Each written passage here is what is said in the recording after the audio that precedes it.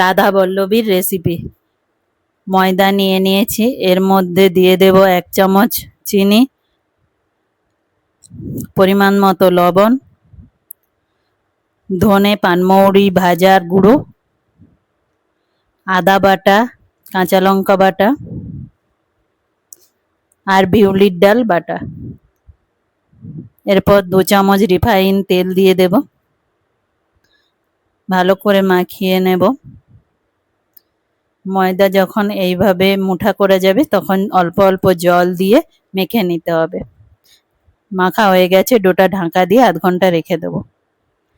বিউলির ডাল 3 ঘন্টা আগে ভিজিয়ে রেখেছিলাম, এটা পেস্ট করে নিলাম। তেল গরম হলে কালো জিরা ফোড়ন দিয়ে দেব, হিং ফোড়ন দিয়ে দেব, আদা কাঁচা লঙ্কা বাটা ফোড়ন দিয়ে ভেজে নেব।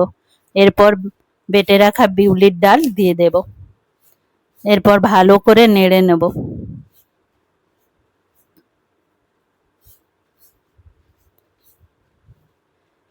এর মধ্যে 1 চামচ লবণ দেব, 2 চামচ চিনি দিয়ে দেব। ভালো করে নেড়ে নেড়ে এটাকে শুকনো করে কড়ার মধ্যে ভেজে নেব। ভাজা মশলার গুঁড়ো দিয়ে দেব 2 চামচ।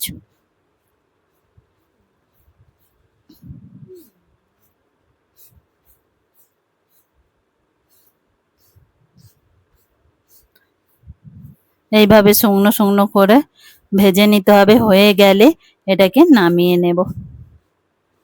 ময়দার ডো থেকে একটা করে লেচি কেটে নেব। এরপর এইভাবে গোল গোল করে বাটির মতো করে এর মধ্যে পুর দিয়ে দেব। পুর ভরে এইভাবে মুড়ে নেব।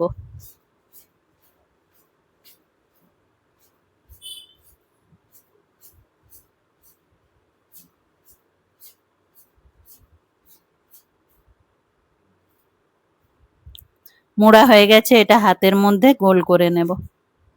এইভাবে গোল হয়ে যাবে। এরপর এর মধ্যে তেল মাখিয়ে ভালো করে বেলে নেব।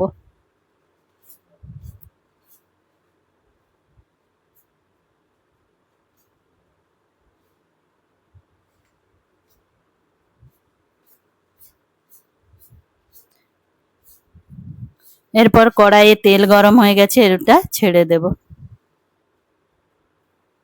উল্টে পাল্টে লাল লাল করে ভেজে নেব।